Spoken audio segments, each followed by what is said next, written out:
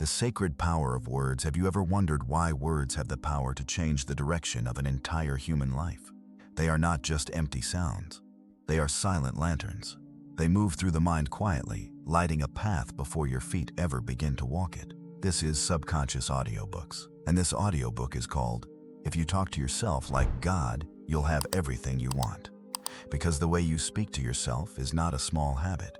It is the hidden architecture of your identity. A person does not become defeated in one moment. They become defeated by the words they repeat after the moment has passed. A person does not become powerful in one day. They become powerful by returning again and again to a voice that reminds them who they are. The ancient teachers understood this thousands of years ago. They knew that names were sacred, vows were sacred, declarations were sacred. They knew that what a person repeatedly speaks, they begin to become. And today, modern neuroscience gives useful language to this ancient truth. It is called neuroplasticity, the brain's ability to change through repetition, attention, emotion, and experience. The thoughts you return to begin to shape the pathways of your mind. The identity you rehearse begins to feel familiar, and what feels familiar slowly becomes the world you expect, recognize, and walk toward. This is why the words after I am are never small. When you say, I am broken, your mind begins searching for brokenness. When you say, I am always behind, your nervous system begins living as if time is against you. When you say, I am not chosen, you may begin walking past doors that were already opening. But when you say, I am guided, I am becoming, I am safe to receive, I am the creator of my reality, you are not speaking fantasy. You are giving your brain, your body, and your future a new instruction. To talk to yourself like God does not mean speaking with arrogance. It does not mean pretending you control everything.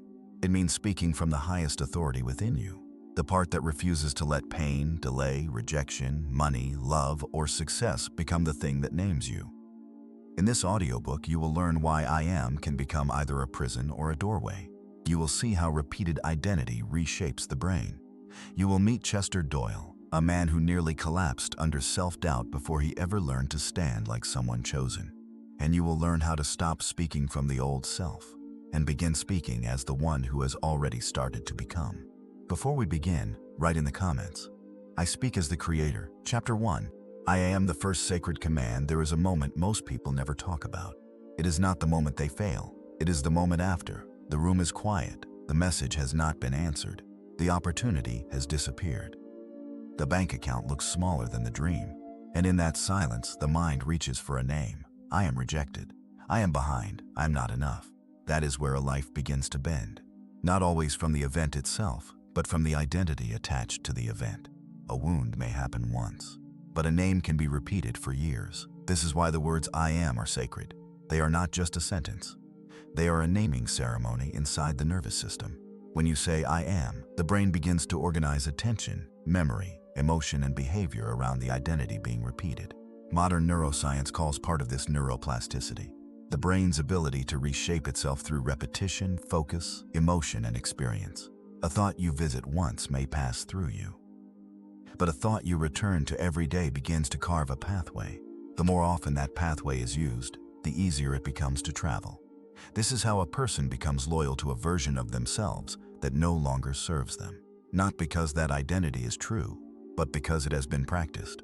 And the old identity often sounds believable because it was born in real pain. If you were rejected, the voice says, I am not chosen. If you were overlooked, it says, I am invisible. If you failed, it says, I am not capable. The event may have been real, but the identity is still negotiable. Pain can describe what happened. It does not have the authority to name who you are becoming. The ancient teachers understood this without scientific language. They treated names, vows, and declarations with reverence because they knew a name was a direction. This is why I am can become either a prison or a doorway. If you say, I am broken, you begin looking for evidence of brokenness. If you say, I am too late, every clock becomes an enemy. If you say, I am powerless, every challenge becomes proof that life is stronger than you. But if you say, I am learning, the same pain becomes instruction. If you say, I am being prepared, the same delay becomes training. If you say, I am not finished, the same failure becomes a chapter instead of a life sentence. This is not pretending. This is not forcing yourself to feel positive while something inside you is still bleeding. To speak like the Creator means you tell the truth without letting the truth become a curse. You can say, "This hurt," without saying, "I am ruined." You can say, "This is hard," without saying, "I am helpless." That is the first sacred command. Choose the name you will answer to when life becomes difficult. Not when you feel inspired. Not when everything is improving. Choose it when the old voice feels convincing. When fear leans close and says, "Admit it, this is who you are." That is where the real practice begins. Do not rush to put a wound after "I am." Pause, breathe once, say quietly, "I am not the name this pain gave me. I am not the identity this moment is trying to assign. I am learning. I am still becoming. I am allowed to choose a higher name." You may not feel powerful immediately. That is normal. A new pathway does not feel natural the first time you walk it. But every time you refuse the old name, you weaken the old road. Every time you speak the higher identity and take one small action from it, you teach the brain and body a new direction. This is where the journey begins. Not with instant certainty, but with one honest refusal: "I will not let this moment name me." And one sacred command: "I am becoming someone my old story cannot contain." Chapter 2. The brain as living soil. After you realize that "I am" is a name, the next challenge begins. You have to face the part of your brain that still believes the old name. This is where many people become discouraged. They speak a new sentence in the morning: "I am learning, I am becoming, I am no longer the name this pain gave me." For a few minutes, something feels open. Then life touches the old wound. A message is late, a bill appears, someone uses a cold tone, a memory returns. And suddenly, the old pathway rises with force. See, nothing has changed. You are still the same. This is the first real test of becoming.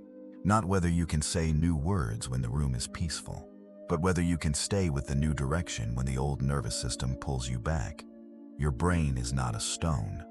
It is living soil. It changes through repetition, attention, emotion, and action. The brain strengthens the pathways it uses most often. What you think repeatedly becomes easier to think again. What you practice repeatedly begins to feel like who you are. This is why the old self can feel so consuming. Not because it is destiny, because it has been rehearsed. A person who has practiced fear for years may feel strange when peace arrives. A person who has practiced rejection may become suspicious when love becomes gentle. A person who has practiced struggle may feel unsafe when life begins to open. The body often confuses familiar with safe. So when you begin choosing a new identity, part of you may resist it, not because the new identity is false, but because it is unfamiliar. This is why you cannot shame yourself for returning to the old thought. Shame only waters the old soil. You interrupt the pattern differently. First you notice it. The old name is here, then you breathe, not dramatically. Just one slow breath that tells the body, we do not have to obey the old road immediately. Between the trigger and the reaction, there is a small opening. And in that opening, a new pathway can begin.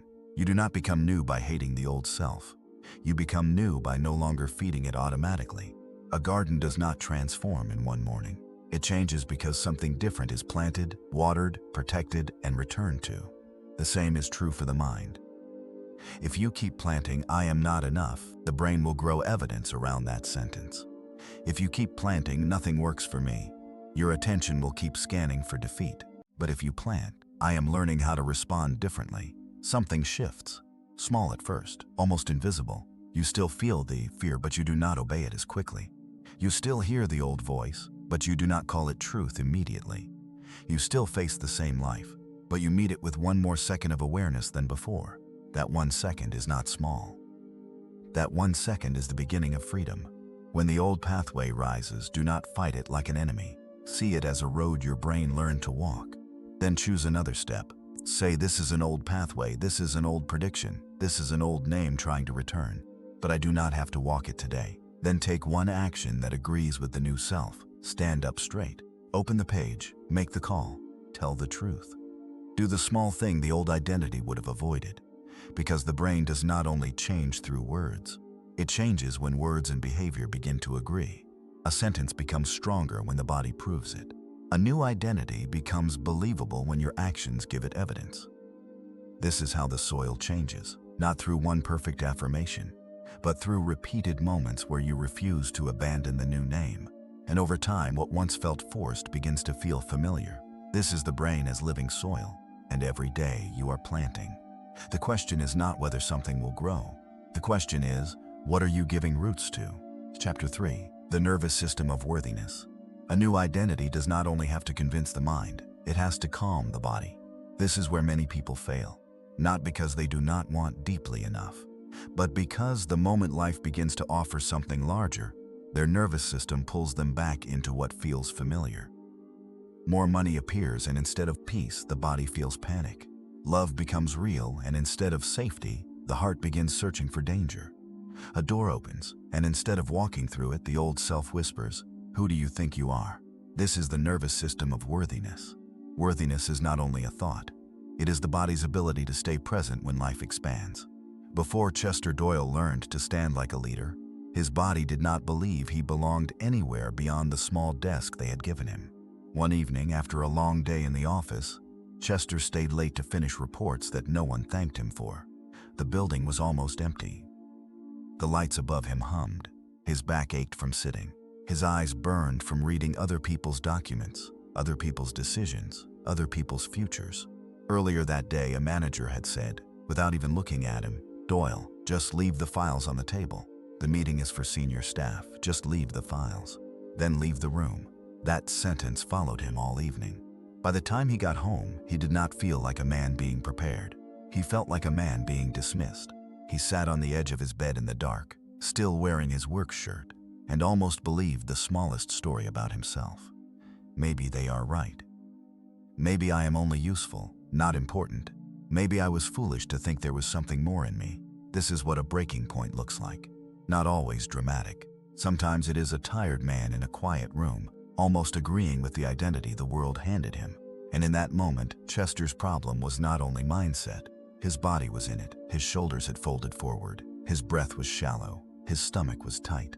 His nervous system was saying, "Stay small. It is safer here."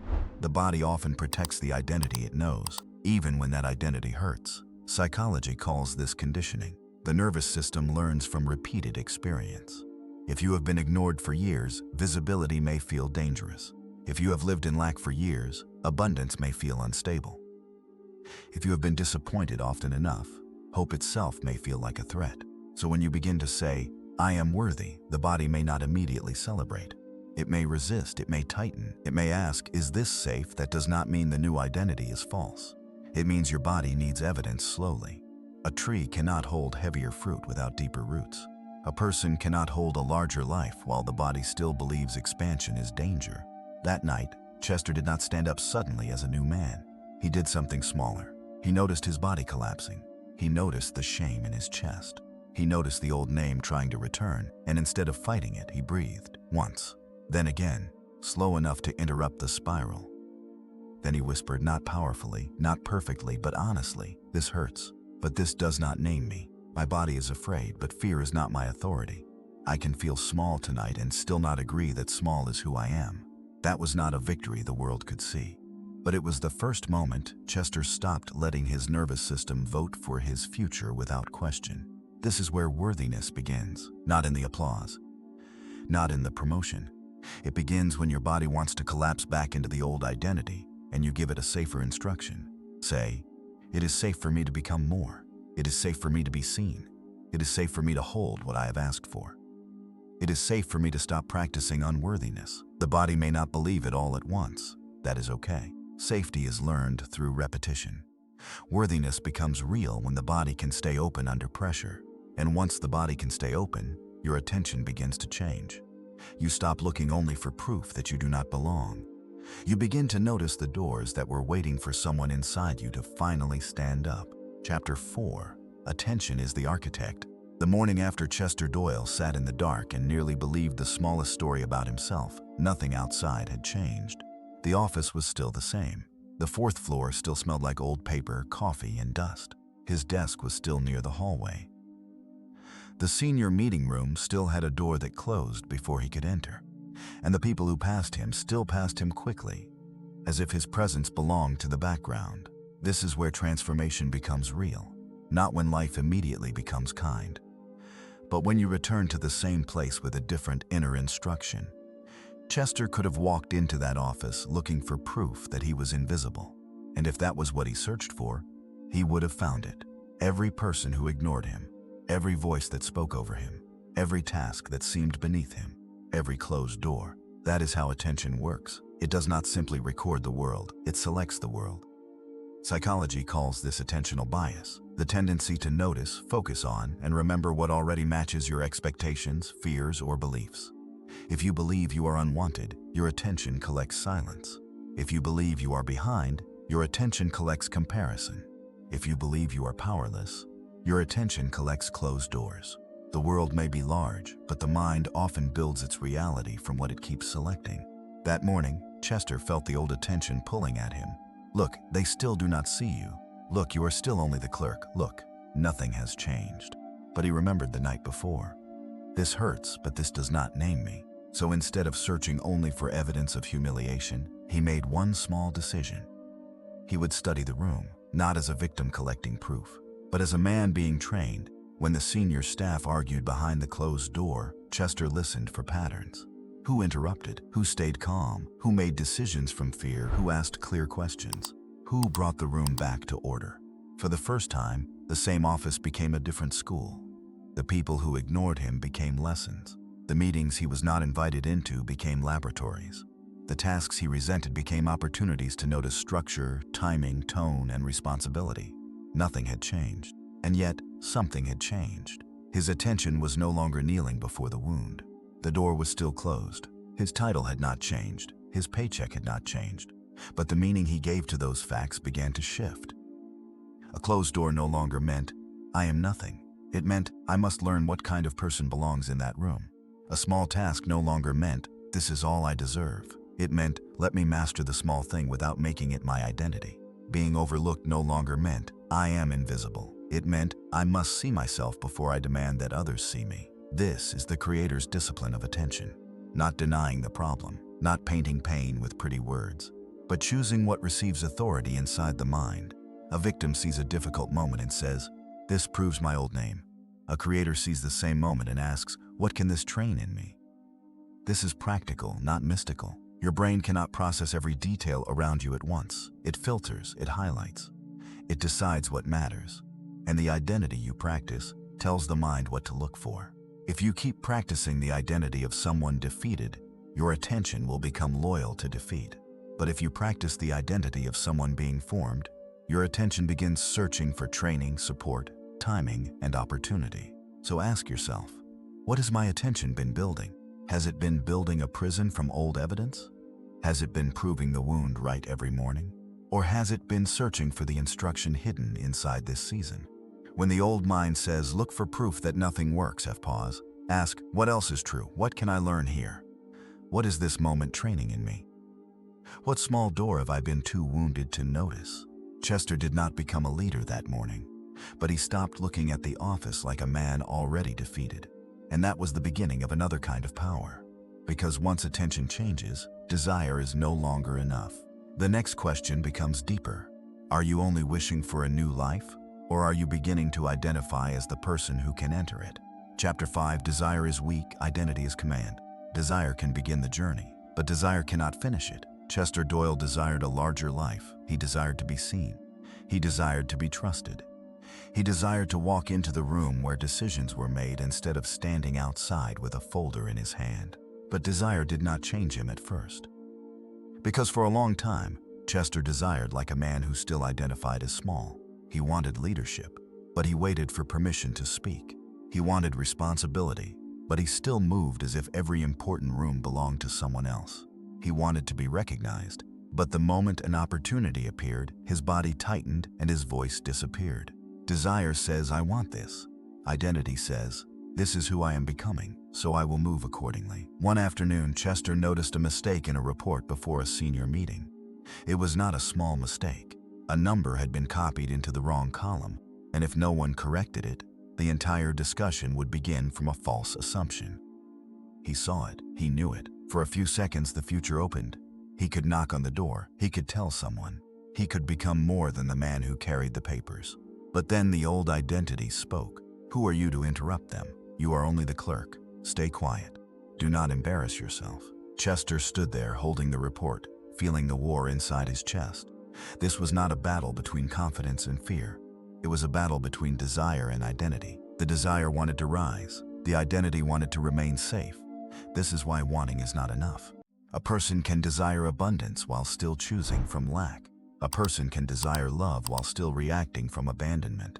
A person can desire success while still hiding from visibility. The desire may be sincere, but if the identity remains unchanged, the behavior returns to the old command. Behavioral psychology points to a simple truth. People tend to act in ways that reinforce who they believe they are. When an action agrees with identity, it becomes easier to repeat. When an action threatens identity, the nervous system often resists it. So if you believe, "I am not the kind of person who speaks up," silence will feel safer than truth.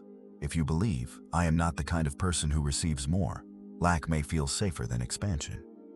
If you believe, "I am not the kind of person who gets chosen," distance may feel safer than intimacy. Standing outside that meeting room, Chester realized something painful. He had been asking life to see him while still obeying the version of himself that stayed invisible. He had been desiring a new role while practicing the posture of the old one. If I wait until I feel like a leader before I act with responsibility, I may wait forever. So he took one breath. His hand shook, his mouth went dry. He knocked. When the door opened, he did not give a speech. He did not suddenly feel powerful. He simply said, "There may be an error in the third column. I thought you should see it before the meeting begins." That was all. One sentence. But that sentence was not small. It was identity in motion. No applause followed. No promotion came that day. But something changed in the only place change had to begin. He proved to his own nervous system that the old command could be interrupted. This is how desire becomes power. Not when you want louder, but when identity begins to give instructions to behavior. You stop saying, "I want to be confident," and you ask, "What would a person with quiet authority do next?" You stop saying, "I want abundance," and you ask, "What would a trustworthy receiver do with what is already in my hands?" You stop saying, "I want love," and you ask, "What would someone who does not abandon themselves choose here?" You stop saying, "I want success," and you ask, "What is the next responsible action of the person I claim to be becoming?" A desire without identity stays outside the door. An identity with action knocks. So ask yourself, where have I been wishing for a new life while still obeying the old self? Where has fear been giving the command while desire only whispers in the background? Today, choose one small place. Speak the new identity, then take the next honest action. Because identity does not become real through imagination alone. It becomes real when your behavior begins to obey the higher name. Desire says, "I hope one day." Identity says, "I begin now." The clerk had knocked. The old silence had been broken. And soon, the world would test whether he could remain loyal to that new voice when the pressure became greater. Chapter 6. Chester Doyle. The clerk who refused to be small. Before Chester Doyle refused to be small, he almost became small. That is the part people usually leave out. They tell stories about the moment a person rises, but they forget the nights before the rising. The nights when the body is tired, the room is quiet, and the old voice sounds more believable than faith. Chester was not born walking like a leader. He was a clerk on the 4th floor of an old office building in Chicago. His desk sat near the hallway, close enough for everyone to find him when they needed something, but far enough from the conference room that no one thought to include him. He copied reports, he carried folders, he answered phones, he corrected small errors that other people took credit for. He knew the schedules, the documents, the habits of every senior man in that building. But to them, Chester was almost invisible, useful, polite, reliable, replaceable. And for a long time, he quietly accepted that role. Outwardly, he worked hard. He arrived early. He kept his desk clean. He nodded when spoken to. But inwardly, something in him had begun to fold. Every time someone walked past him without looking, a part of him said, "This is where you belong." Every time he stood outside a closed meeting room, holding papers for people who never asked what he thought, a part of him said, "Do not dream above your station." This is how smallness is learned, rarely all at once. More often it is taught through repetition, one dismissal, one cold instruction, one closed door, one day after another, where you are treated like background noise until your nervous system begins to believe the room. Behavioral psychology would call this conditioning. A person can be trained by experience to expect less, ask for less, speak less, and eventually become afraid of the very life they desire. That was Chester's hidden battle. He wanted more, but he had been conditioned to lower his eyes. Then came the day that almost broke him. It was raining hard that afternoon. The office windows were gray. and the conference room was full of voices. Chester had noticed an error in a report, and for the first time, he had knocked on the door and spoken up. The error was real. The correction mattered. The meeting was saved from beginning with the wrong numbers. But when the room went quiet, one of the senior managers looked at him with irritation instead of gratitude. "Doyle," he said, "next time bring it to someone before interrupting a meeting." The words were calm. That made them worse. No one defended him. No one said, "Good catch." The door closed again, and Chester stood in the hallway with the sound of rain against the windows and shame burning through his chest. That was the point of fracture, not because he had been yelled at, but because he had finally tried to stand taller, and the room had pushed him back down. For the rest of the day, he barely spoke. He finished his work. He stacked the files. Then he walked home in the rain without opening his umbrella. By the time he reached his apartment, his coat was soaked and his hands were numb. He sat on the edge of his bed in the dark and heard the old sentence return. Maybe this is all you are. Not a leader. Not a man being prepared. Just a clerk who forgot his place. For several minutes, he believed it. That matters. Transformation is not real if the person never touches doubt. Chester did not rise because he had no fear. He rose because fear finally showed him the cost of continuing to agree. He saw the future clearly. If he kept obeying that voice, he would become quieter every year. More careful, more resentful, more obedient to rooms that did not know his name. One day, he would not be overlooked because of the office. He would be overlooked because he had started overlooking himself. That realization hurt more than the manager's words. So Chester did not give himself a dramatic speech. He sat there, wet coat still on, breathing through humiliation, and made one small refusal.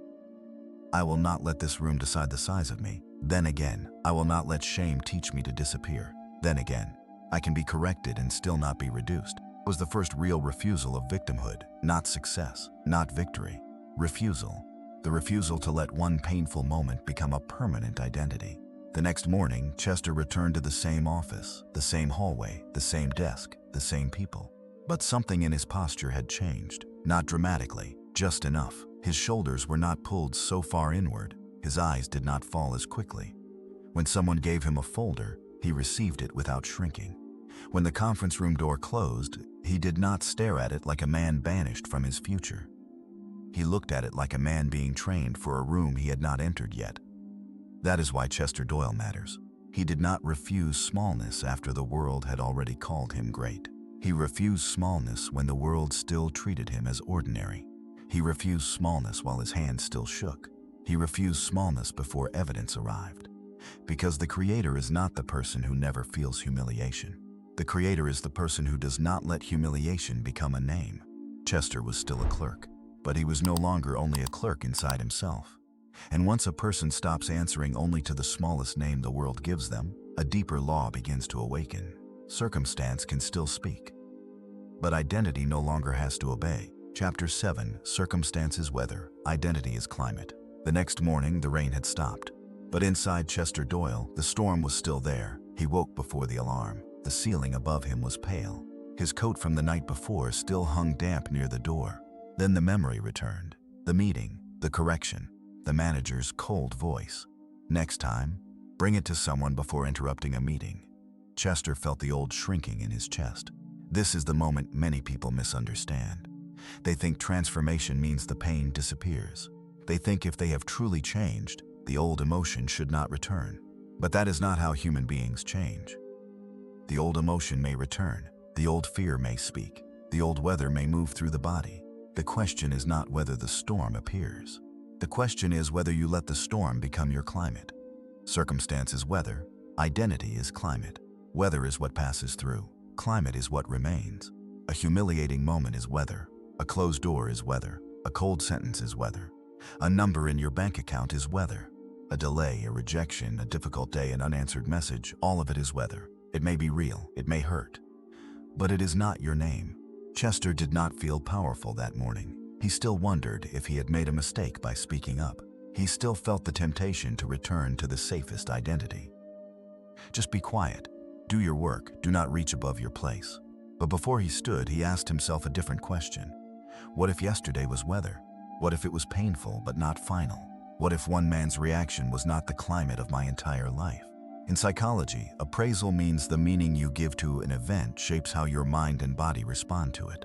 The event matters, but the interpretation matters too. If Chester interpreted yesterday as proof that he was foolish, he would walk into the office smaller. If he interpreted it as training, painful training, but training, then the same event could become part of his growth instead of the end of it. This is not denial. Denial says that did not hurt. Creator identity says that hurt, but it does not get to define me. So Chester got dressed.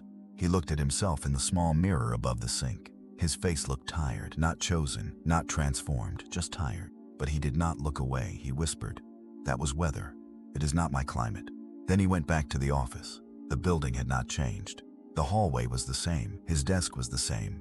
When the senior manager passed him that morning, he barely nodded. For a moment, Chester felt the old name rise again.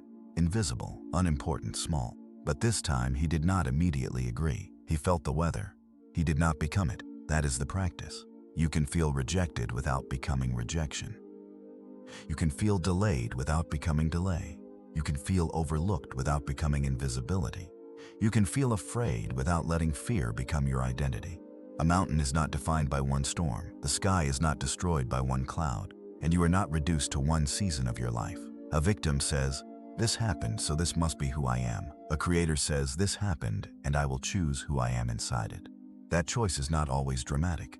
Sometimes it is only the decision to stand a little straighter, to answer without apology, to do the next task with presence instead of resentment, to stop replaying the moment as if it is a prophecy. That day, Chester still filed papers. He still answered phones.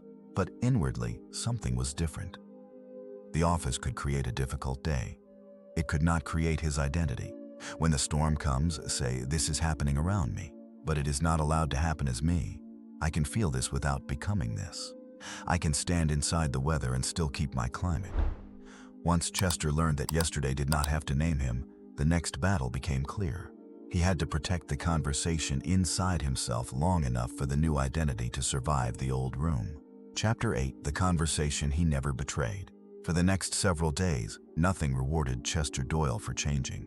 That is where most people return to the old self, not when they are inspired, but when they wake up and life gives them the same room, the same people, the same title, the same silence. Chester had made a decision inside himself. He would not let the office name him.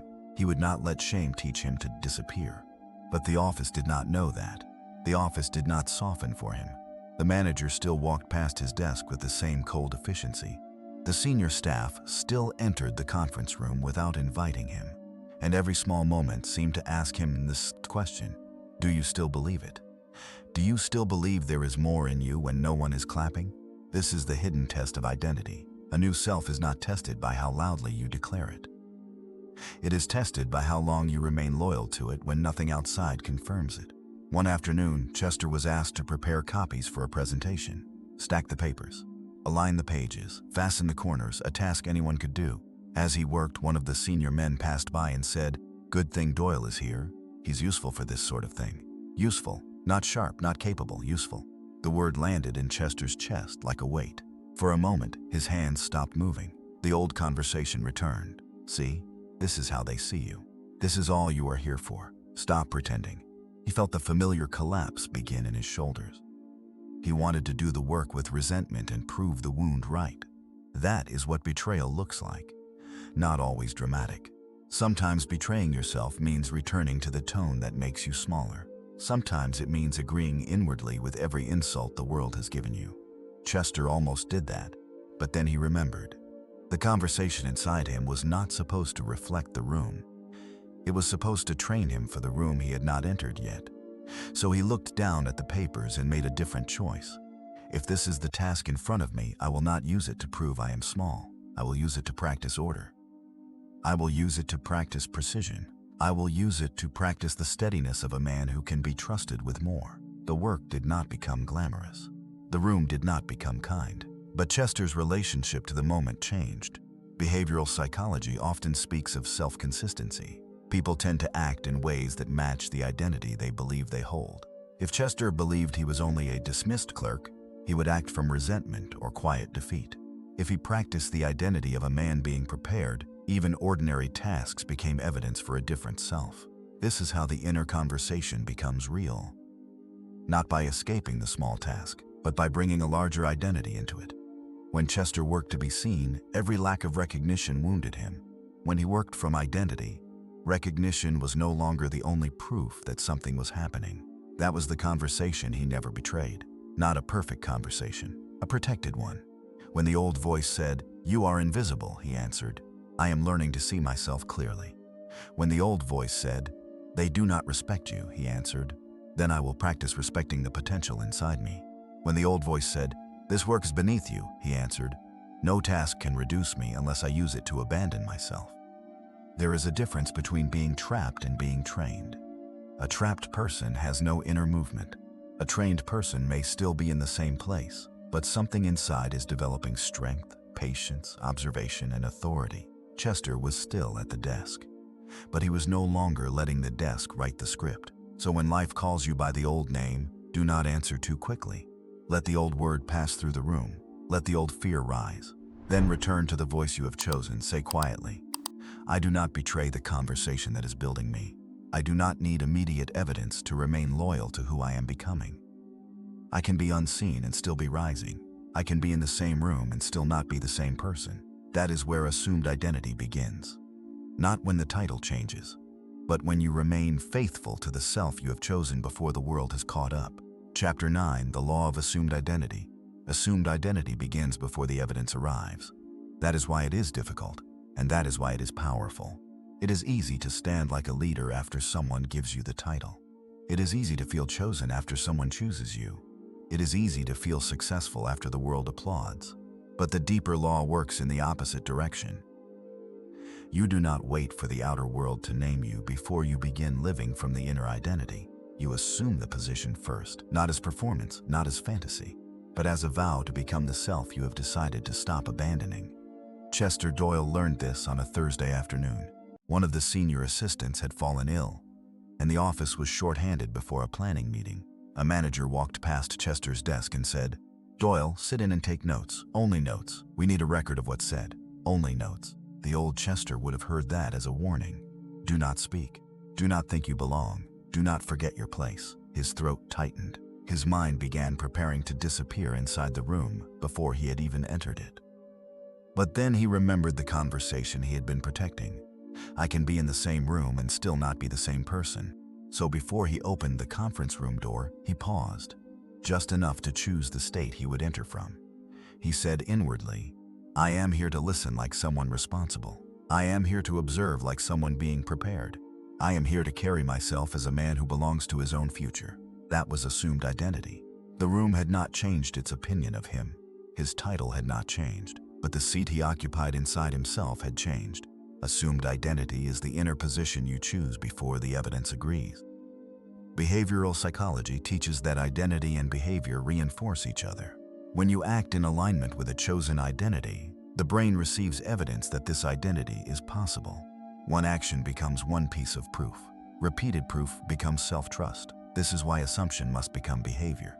If it stays only in imagination, it becomes escape. But when it enters posture, tone, choice, and action, it becomes training. Chester sat at the side of the room with his notebook open. At first, he kept his eyes down. He wrote quickly, too quickly, trying to prove he could be useful. Then he noticed what he was doing. Useful was the old identity, responsible was the new one. So he slowed down, he listened. A decision was being made around a missing question. Chester felt it before he could explain it. The old voice rose, "Stay quiet. You were told to take notes. Do not interrupt again." His chest tightened. But assumed identity does not mean fear disappears. It means fear is no longer the only authority in the room. So Chester waited for a pause. Then he said carefully, "May I ask one clarifying question for the record?" The room turned. The manager looked at him. No warmth, no invitation, just attention. Chester almost backed down. But he asked the question. "If the delivery date moves forward, who carries the cost of the additional labor?" Silence. Then one of the senior men looked down at the papers. Another frowned. The discussion shifted. The question had revealed a problem no one had named. No one stood up and praised him. The manager only said, "Note that point." But Chester knew what had happened. He had entered the room as a clerk, and for one moment, he had acted from the identity of a man who could carry responsibility. That is how assumed identity works. Not through one grand transformation, through one aligned interruption of the old self. You stop waiting to feel worthy before you act with worth. You stop waiting to feel confident before you take the next responsible step. The ancient teachers would have called this a vow. A vow is not a wish. A vow is the soul choosing a path before the landscape changes. Ask yourself, what identity have I been assuming without realizing it? Have I assumed I am behind? Have I assumed success belongs to other people? Have I assumed that silence is safer than truth? And what would change if you assumed something higher? What would you do today if you assumed you were being prepared? What would you say if you assumed your voice mattered? How would you walk into the room if you assumed your worth did not depend on the room? Assumed identity is not pretending the door is open. It is becoming the kind of person who is ready when the door moves. Chester left the meeting with the same job he had before, but he no longer had the same evidence inside himself. He had spoken from the chosen self and survived.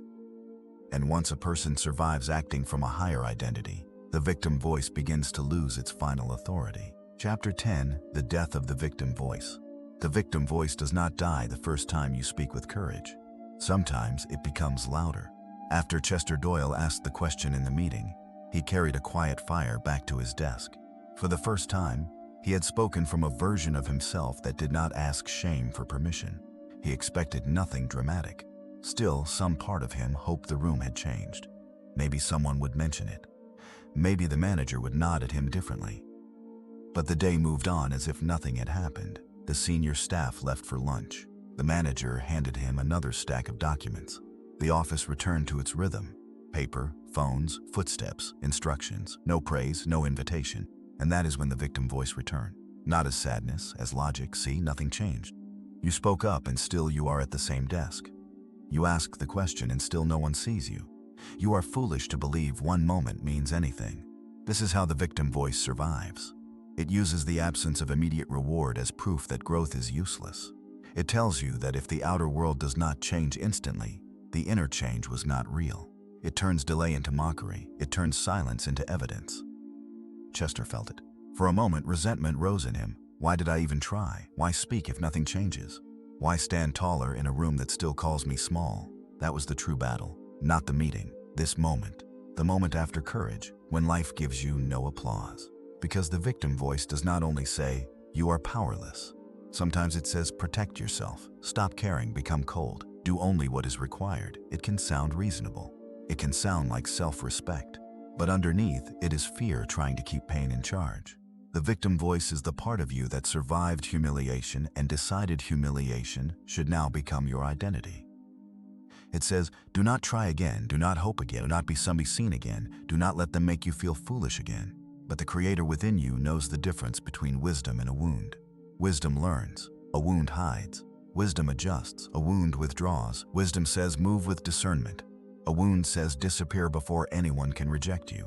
Chester did not know those words yet, but he felt the difference. He could feel one path making him smaller. He could feel another path asking him to remain present. So he did not argue with the voice. He simply opened the top document and kept working with care. Not to impress them, not to earn approval, but to refuse the old agreement. Every careful correction became a refusal. Every steady breath became a refusal. I will not let silence make me bitter. I will not let being unseen turn me against my own becoming. I will not let the absence of praise convince me that courage was wasted. That is how the victim voice begins to die, not through one dramatic victory, but through repeated moments where you no longer obey it.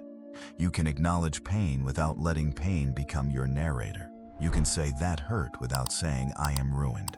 You can say they did not recognize me without saying I am invisible. You can say this is taking longer than I wanted without saying nothing ever works for me. Modern psychology would call this cognitive reappraisal, the ability to reinterpret an event so it no longer controls your emotional identity. Ancient wisdom would call it remembering who you are before the wound speaks. Both point to the same truth. The event is not always in your control. The meaning you keep rehearsing is where your power begins. So when the victim voice returns, ask, is this voice protecting my future or protecting my wound? Is this wisdom or fear wearing the clothes of experience? Is this helping me respond or teaching me to disappear? Then say, I do not give this moment permission to name me. I do not turn silence into a verdict. I can be hurt and still be rising. That afternoon, Chester did not become celebrated, but something more important happened. The victim voice lost one piece of authority. It had spoken, and for once, Chester did not obey. Once that voice begins to lose power, a new enemy appears, not inside the office, but in the noise of the modern world, the constant signals trying to tune your mind back into fear. Chapter 11, The Radio of the Modern Mind. Once the victim voice begins to lose power inside you, the modern world will try to tune you back into it. Not through one office, as Chester Doyle faced, through 1,000 rooms inside one screen. A person wakes before sunrise. The body is still soft from sleep. The mind has not chosen its first thought. And before the inner voice speaks, the hand reaches for the phone. Messages, headlines, arguments. A stranger succeeding faster, a life that looks happier, a crisis you cannot solve. In minutes, the station changes. Fear, comparison, urgency, lack. And if you do not choose the station, the world will choose it for you. The brain has a negativity bias. It notices threat quickly because danger once mattered more than comfort. But today, threat appears as a headline, a comment, a number, an image, or an algorithm that has learned what keeps your attention. So the old victim voice returns in modern form. It does not say you are powerless. It shows enough chaos until power feels unrealistic. It does not say you are behind. It places someone else's highlight reel in front of you before you remember your own path. It does not say you are not enough. It teaches you to measure private becoming against public performance. That is the danger, not that the world is loud, but that the world can become internal. Sovereignty begins by refusing to let the world be the first voice that names you. Before the phone tells you what to fear, return to what you are building. Ask, what voice do I want to obey today? What identity am I entering this day from? Am I a passive receiver of noise or the creator of my inner state? Say, I do not let the world tune my mind before I return to myself.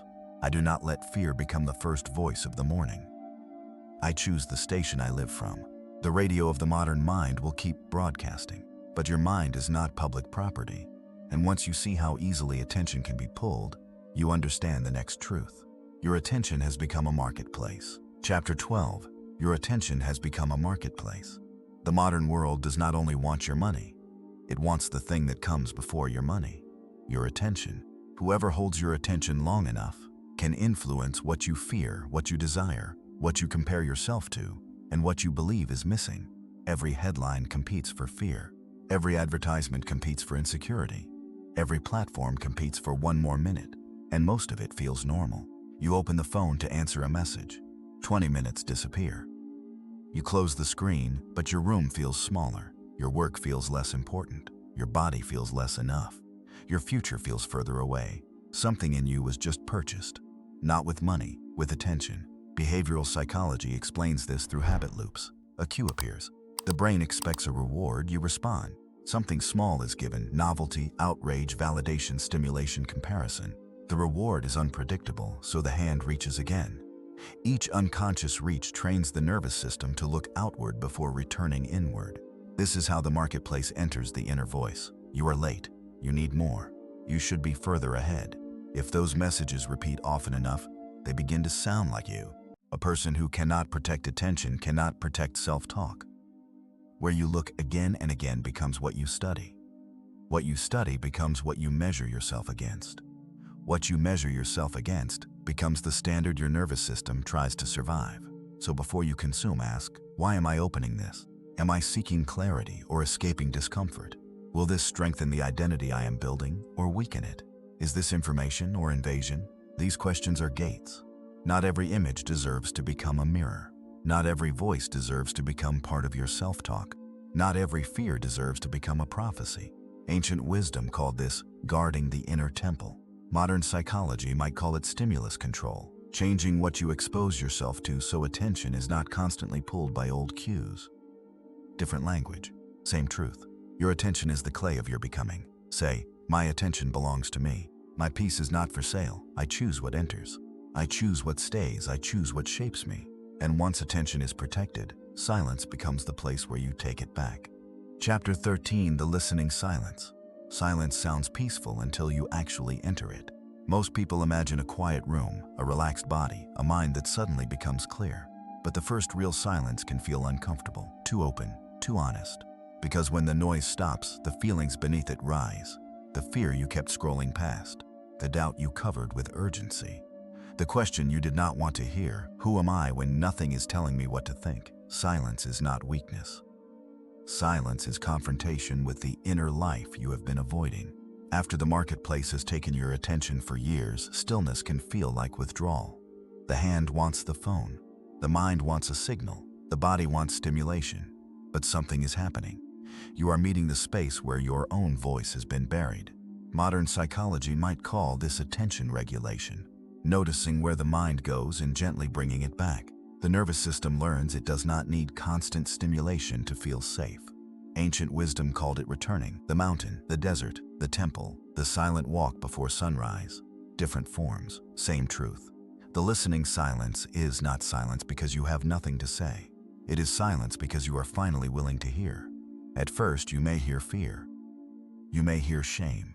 You may hear the victim voice. Do not be discouraged. Silence does not create the wound. Silence reveals what noise was hiding. Try this before the world enters your day. 3 minutes before the phone, sit. Let the body complain. Let the mind reach. Let urgency rise without feeding it. Breathe slowly. Say, I return to myself before I enter the world. I do not need noise to know who I am. Then stop speaking. Listen. Not for a perfect answer. Listen for the difference between panic and truth. Panic rushes. Truth settles.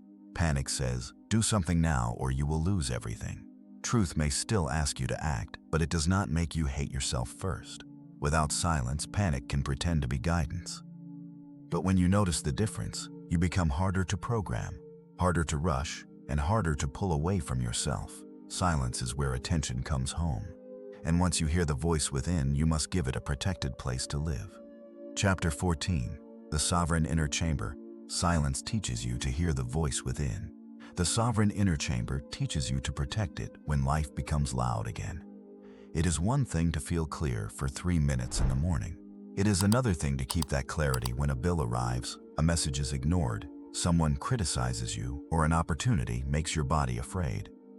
The chamber is not a fantasy. It is the private room inside awareness where you return before you react, before you answer from panic, before you chase from fear, before you explain yourself from shame.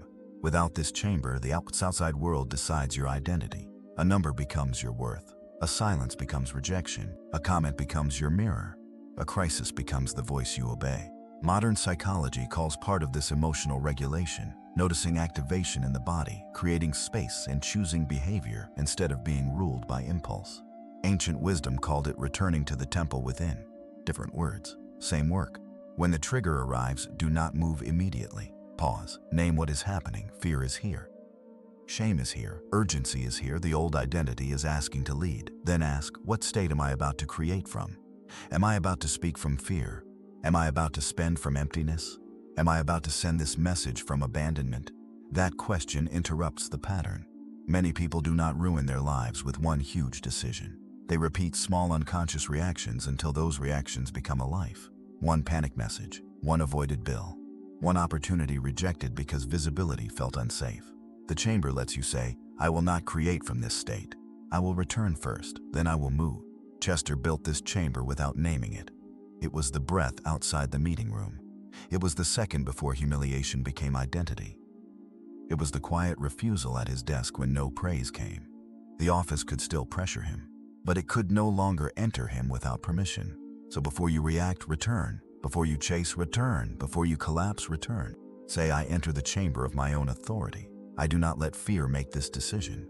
I return before I respond. I choose the state I create from. This is where self-talk becomes practical, not just in silence, but in real bills, real love, real success, real pressure, and real choices. And the first place this must change is the way you speak to money. Chapter 15. Speak to money from Wholeness. Money reveals the state you are creating from faster than almost anything else. Not because money is your God. Because money touches security, control, survival, and enoughness. A number can change your breathing. A bill can tighten your chest. You open the account, see the number, and the old identity begins. I am behind, I am failing, I am not safe. This is where the work becomes real. Not when you say abundance affirmations with your eyes closed, but when the number is in front of you and your nervous system wants to turn it into your name. A bank balance is information. It is not a verdict, a bill is responsibility, it is not a prophecy. A slow season is a season. It is not proof that lack is your destiny. Behavioral psychology shows that people are often more sensitive to potential loss than potential gain. Around money, that can make the mind narrow. It reacts before it creates. Fear turns a number into identity. Awareness turns a number into information. Panic says, this proves I am not safe. Wholeness says, this shows me what needs attention.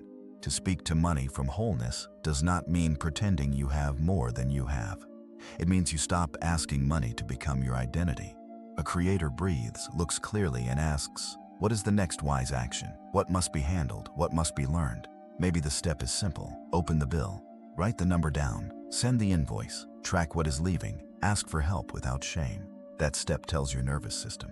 We can face reality without becoming reality. Say, money is not my master. Money is not my savior. Money is not my identity. Money is a resource I am learning to receive, manage, and direct with wisdom. I do not chase money from panic. I build from wholeness. The number may not change in that second, but the person looking at the number changes. And once money no longer controls your identity, another deep desire comes forward. Love. Chapter 16, Speak to Love from Safety. Love reveals the places where you still do not feel safe being chosen, not the dream of love, the real moment.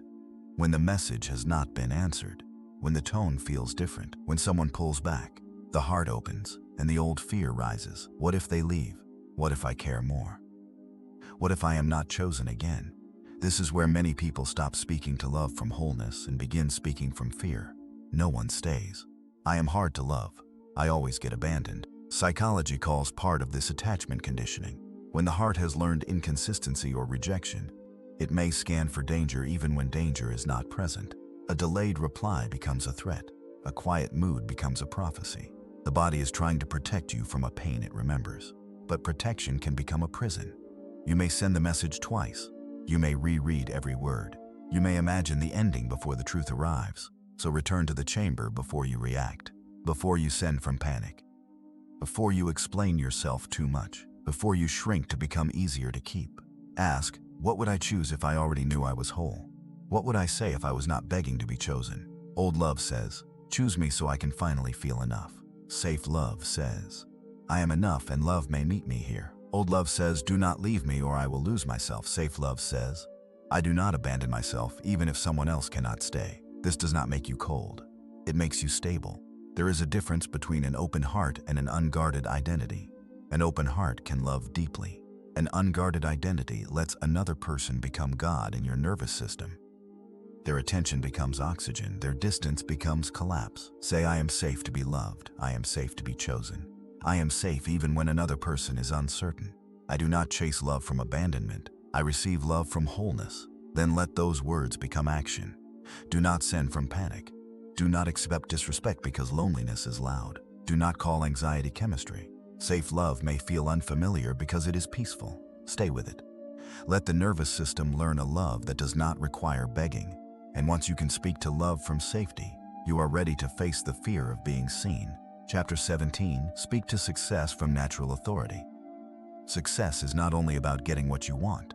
Sometimes success is about surviving the fear of being seen. Failure can happen in private. Success asks you to step into the light. Your voice can be heard. Your work can be judged. Your presence can take up space. If your nervous system has spent years learning to hide, visibility can feel like danger.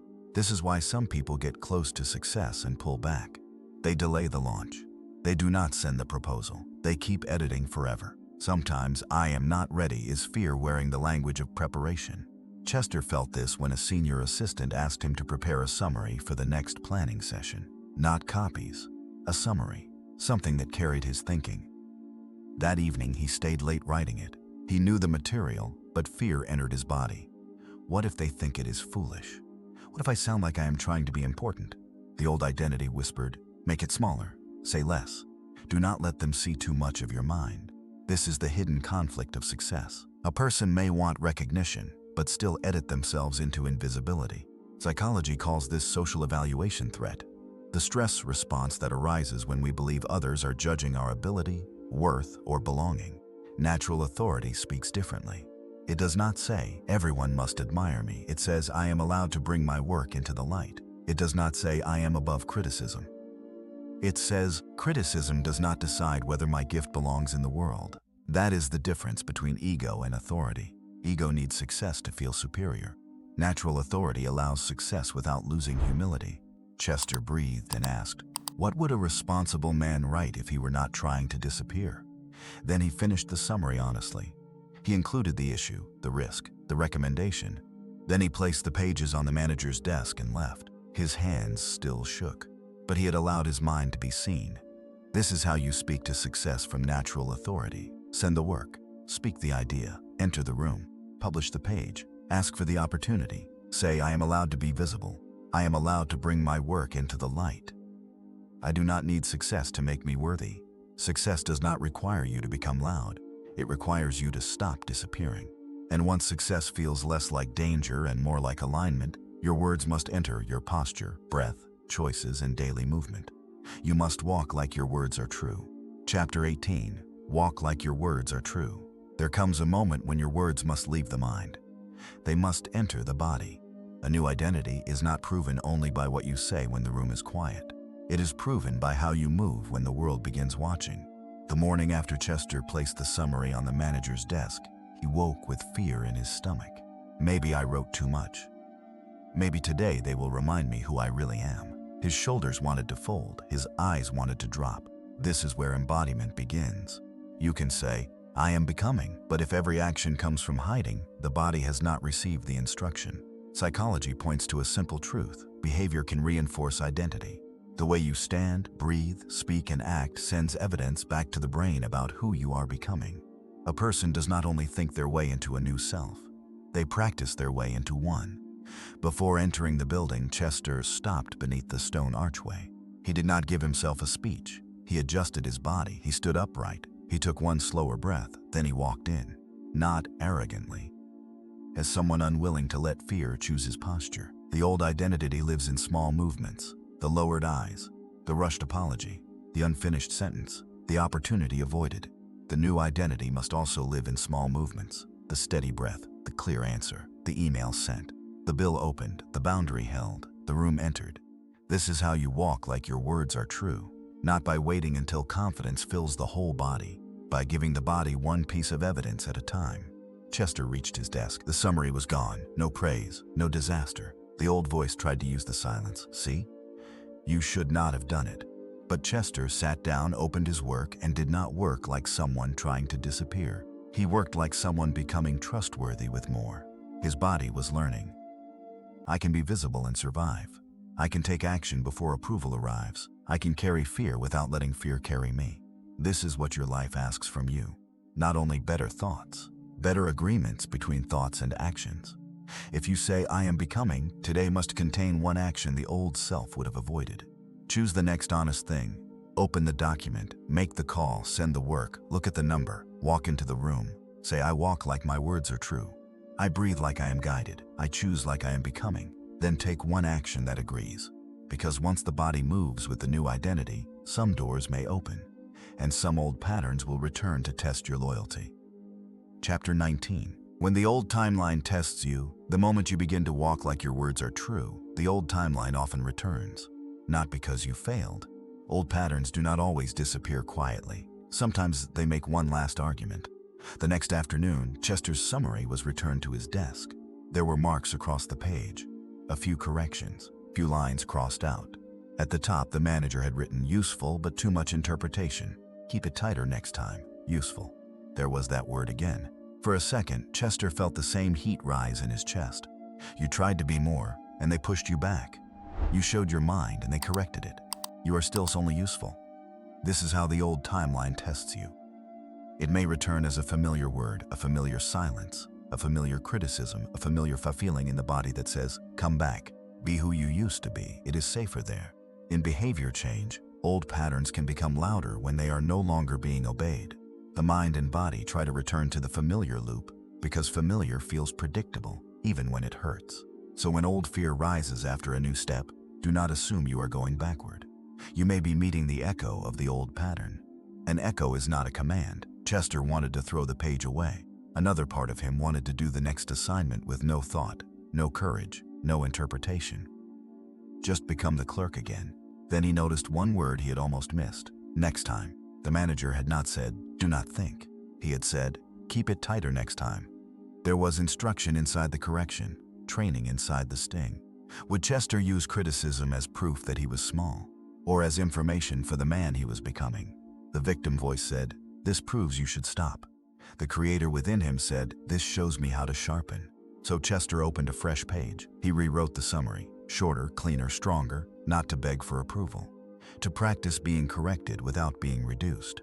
The next morning, the manager paused at his desk and placed the revised page down. Better, he said, bring this version in when we start. Then he walked on. No celebration, but the world had moved half an inch. This is what will happen in your life too. You may speak abundance and then a bill arrives. You may speak love and then a message goes unanswered. You may speak success and then your work is criticized. The old timeline will say, see, you are still the same, but you are not the same if you respond differently. A bill is handled instead of avoided. A silence is observed instead of worshipped. A criticism is studied instead of turned into identity. This is how the old timeline loses authority, not by disappearing, by being met by someone new. Say, I do not take instruction from the old timeline. I can be tested and still be becoming. I can be corrected and still be worthy. I can face old evidence with a new voice. Chester did not open the door as the old man. He answered as the one who was already becoming. Speak as the one who has already become. You do not become new only because life becomes easier. You become new when the old life speaks, and you no longer answer with the old name. That is what this journey has been about. Not pretending pain never happened. Not using spiritual words to escape real responsibility, but learning how to speak, breathe, choose, and move from a higher identity before the world has fully caught up. Chester Doyle did not rise because the office suddenly became kind. He rose because humiliation no longer had the final word. Silence no longer meant invisibility. Correction no longer meant reduction. He learned to face the same room without becoming the same man. And this is your work now. When life gives you a number, do not let it become your name. When love feels uncertain, do not abandon yourself to be chosen. When success asks you to be seen, do not hide and call it humility. When the old timeline returns, do not mistake the echo for a command. Say, I am not the name my pain gave me. I am not the identity fear trained me to repeat. I am becoming. I am guided. I am safe to receive. I am allowed to be seen. I am the creator of my response. This is what it means to talk to yourself like God. Not arrogance, not superiority. Not control over everything outside you. It means refusing to let anything outside you become the highest authority within you. Your words become your state. Your state becomes your choices. Your choices become your evidence. And your evidence becomes the life your identity can finally recognize. So tonight, before you sleep, speak one sentence with full devotion. I am no longer available for the old version of me. And tomorrow, before the world names you, speak first. Speak as the one who has already become. This is Subconscious Audiobooks. If this message found you at the right time, write in the comments, I speak as the creator.